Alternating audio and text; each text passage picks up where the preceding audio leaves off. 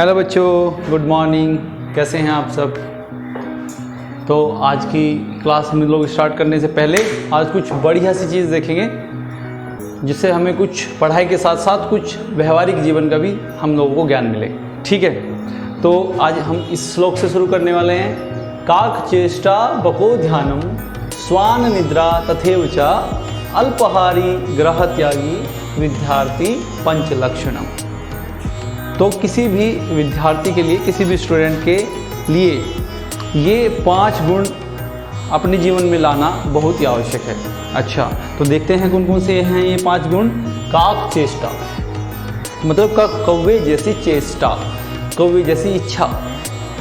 कौवे जैसी इच्छा का क्या मतलब है? जैसे आपने वो कौवे की घड़े वाली कहानी सुनी है कि जंगल में एक घड़ा था और उसमें पानी बहुत कम था, तो उसने उसमें कंकड़ डाल के एक एक कंकड़ वो चुप के लाया और उसमें डाल के फिर उसने पानी पिया। इसी तरीके से विद्यार्थी को भी क्या है, अपने जीवन में छोटे छोटे प्रयास करके जीवन में निरंतर आगे बढ़ते रहना चाहिए। तो हमें कौवे से ये सीख मिलती है। ठीक है, दूसरा आता है बको ध्यानम। बको ध्यानम का मतलब है बुगले जैसा ध्यान। बुगले जैसा ध्यान का क्या मतलब है? देखो, जब भी बुगला होता है ना, कभी भी किसी तालाब के तट पे वो बैठा हो या किसी नदी के तट पे बैठा हो, तो वो जो है ना इतना ध्यान में मग्न होता है कि जो मछली घूम रही होती है तालाब के अंदर, उसका ध्यान एकदम 1 पॉइंट फोकस होता है उस मछली के ऊपर। और जैसे ही मछली वो इधर उधर घूमती हुई जैसे उसके पास में आती है, वो एकदम उसे लपक के पकड़ लेता है ना। तो हमारा ध्यान कैसा होना चाहिए? उस बुगले की तरह। लेकिन कई सारे विद्यार्थी कैसे होते हैं, पेज नंबर खुला कौन सा? पेज नंबर 12, और 2 घंटे के बाद भी खुला रहता है उनका पेज नंबर 12। मम्मी पापा कहते हैं भाई हमारा लोंडा पढ़ता तो बहुत है पर उसके नंबर नहीं आते। बेटा एक्चुअली क्या होता है ना, उसका पेज नंबर 12 तो खुला हुआ है लेकिन उसका ध्यान वहाँ पे नहीं है, कहीं और घूमता रहता है। इसलिए तो मैं क्लास में घुसते ही बोलता हूँ कि जो कोई जहाँ पे भी घूमने गया हुआ है वापस आ जाओ। तो घूमने गया हुआ, आप लोग थोड़ी ना जाते हो कहीं घूमने के लिए, आपके दिमाग को बोलता हूँ मैं कि आप लोगों का दिमाग जहाँ भी इधर उधर कहीं गया हुआ है, ग्राउंड में गया हुआ है, रटोल वाले रोड पे गया हुआ है, अपने घर गया हुआ है, तो अपने दिमाग को क्लास में ले आओ वापस बोर्ड पे, है ना। तो हमारा जो जब भी हम पढ़ाई करते हैं तो हमारा ध्यान कैसा होना चाहिए? बुगले की तरह। अगर हमारा बुगले की तरह अगर हम 1 पॉइंट फोकस होकर अगर पढ़ेंगे तो हमें चीज़ें बहुत जल्दी समझ में आएंगी। राइट, आगे चलते हैं। स्वान निद्रा। स्वान निद्रा का मतलब होता है बच्चों कुत्ते जैसी नींद। आप कुत्ते जैसी नींद का क्या मतलब है? देखो कुत्ता, देखो आप जब भी कुत्ता सोया हुआ होता है ना, उसके पास में थोड़ी सी आप आवाज़ कर दो, एकदम वो उठ जाता है ना। तो ऐसी नींद होनी चाहिए। अब ऐसा नहीं है कि भैया फिर कहोगे बच्चों कि सर ऐसे तो हम रात भर सो ही नहीं पाएंगे। कुत्ते जैसी नींद का मतलब है बेटा, आप जैसे सुबह में अलार्म लगाते हो सुबह उठने के लिए, लेकिन क्या करते हो फिर अलार्म बंद कर देते हो, फिर वो 5 मिनट के बाद फिर बजता है, फिर उसको स्नूज कर देते हो। तो कुत्ते जैसी नींद का मतलब है जैसे सुबह में एक बार अलार्म बजा तो आप तुरंत खड़े हो गए। तो दैट्स मीन्स उसका होना चाहिए आपका कुत्ते जैसी। ऐसा नहीं है कि अलार्म भर दिया और सोए जा रहे हो। ठीक है, इसके बाद आता है बच्चों अल्पाहारी। अल्पाहारी मतलब नियमित खाना। अब नियमित खाने का क्या मतलब है कि आपने अगर जैसे एक बार लंच कर लिया, अब लंच कर लिया तो फिर कोई बात नहीं, अब फिर जो है ना 2, 3, 4, 5 घंटे तक कुछ मत खाओ। ऐसा नहीं है कि अभी तो लंच किया है मैंने और अभी कोई और मेरा दोस्त कुछ चॉकलेट ले आया, भाई चॉकलेट भी खाए जा रहे हैं, फिर कुछ और आ गया फिर उसे भी खाए जा रहे हैं। सारे दिन ना मुंह बकरी की तरह चलता रहता है, चप चप चप चप। क्या ये क्या है? तो ये अच्छी हैबिट नहीं है, ये एक विद्यार्थी का लक्षण नहीं है। तो हमें क्या है, एक बार अच्छे से पेट भर के खा लेना चाहिए, फिर बार बार जो ना मुंह नहीं चलाना चाहिए कि दिन भर ना क्लासरूम में भी मुंह चला रहे हैं, कभी टॉफ़ी चबा रहे हैं, कभी जो ना चिप्स खा रहे हैं, कभी कुछ खा रहे हैं, कभी कुछ खा रहे हैं। नहीं, इस तरीके से नहीं होना चाहिए। एक बार खा लिया आपने, फिर उसके बाद इनफ है। ठीक है, फिर उसके बाद आता है गृह त्यागी। गृह त्यागी का मतलब क्या है बच्चों? पहले क्या होता था ना, पहले होते थे गुरुकुल होते थे, तो बचपन में बच्चे कहाँ चले जाते थे? गुरुकुल पढ़ने के लिए चले जाते थे अपने घर से दूर। तो उस समय बोला जाता था गृह त्यागी। लेकिन आजकल तो गुरुकुल बहुत ही कम रह गए हैं, है ना। और अब आजकल बच्चे जा भी नहीं पाते माँ बाप को छोड़ के, ना मम्मी पापा भेजते हैं। लेकिन आज के ज़माने में गृह त्यागी का मतलब है आप लोग अपने व्हाट्सएप से, फेसबुक से, इंस्टाग्राम से, और जो आपके घर में वो जो टीवी लगा है लंबा चौड़ा, जिसे आप पूरे दिन उसमें डोरेमोन देखते रहते हो और ये सब देखते रहो, तो उससे क्या हो, उससे दूरी बनाओ थोड़ी। ठीक है, तो अगर आप उससे दूरी बनाओगे तो फिर क्या है, ये आपका ग्रह त्यागी है। आप घर में भी रह के वे सारे कार्यों का मतलब अच्छे से निर्वाह कर पाओगे। ठीक है बच्चों, तो घर में जितने भी आपके Instagram, Facebook, Twitter, WhatsApp, TV है ना, और ये आपके ऑडियो वीडियो गेम वगैरह है जिसे तुम पूरे दिन खेलते रहते हो, इससे दूरी बनाओ। तो अगर आप ये 5, तो विद्यार्थी पंचलक्षणम, ये विद्यार्थी के 5 लक्षण हैं। अगर आप इन 5 लक्षणों को अपने जीवन में उतारोगे तो आप धीरे धीरे जो ना एक दिन अपने जीवन में बहुत बड़े व्यक्ति बनोगे। ठीक है, ओके। तो इसी के साथ अपनी क्लास शुरू करते हैं हम। हेलो बच्चों, तो कल हमने एक्सरसाइज 5.1 के क्वेश्चन नंबर 1 और क्वेश्चन नंबर 2 कर लिया था। देखो बच्चों, कल मेरे को भूमि और यशिका और एक लड़के का और काम उन्होंने कंप्लीट करके मेरे को भेजा है, और किसी का काम मेरे पास नहीं आया है। तो बच्चों, जिन जिन का काम नहीं हो पाया है और रह गया है, प्लीज़ उसे कंप्लीट करो क्वेश्चन नंबर 1 और 2 को, और मेरे को भेजो। ठीक है बच्चों, आप चलते हैं क्वेश्चन नंबर 3 पे। क्वेश्चन नंबर 3 देखिए, कह रहा है express each of the following powers of rational number as rational number. तो -3/5 की -3/5 की पावर कितनी है?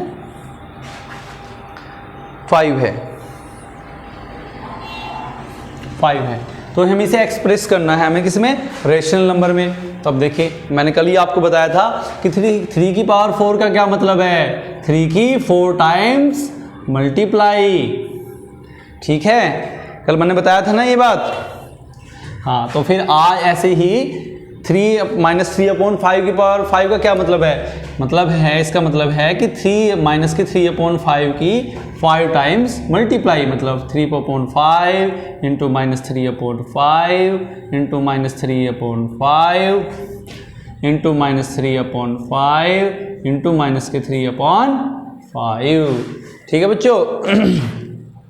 अब देखिए, अब इसे आगे कैसे करेंगे हम। एक चीज का हमेशा ध्यान रखिए, यदि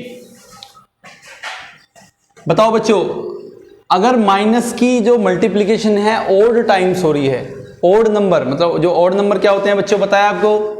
ओड नंबर मुझे पता है, कुछ गधों को अभी भी नहीं पता होगा ओड नंबर क्या होते हैं।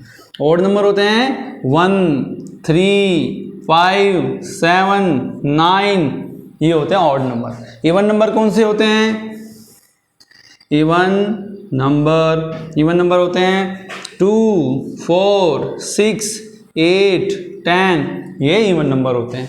ठीक है, अब देखो, जो ऑड नंबर होते हैं ऑड टाइम्स, मतलब अगर माइनस की मल्टीप्लिकेशन ऑड टाइम्स है, मतलब कोई भी ऑड नंबर आ रहा है ना, उतनी बार अगर माइनस की मल्टीप्लिकेशन हो रही है तो हमेशा साइन आएगा माइनस का। अब देखो, माइनस देखते हैं कितनी बार है, 1, 2, 3, 4, 5।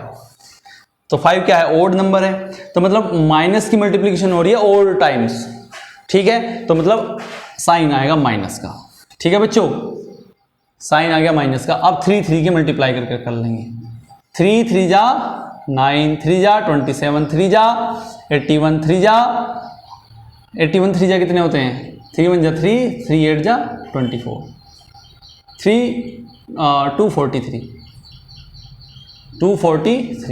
243 हो गया ये।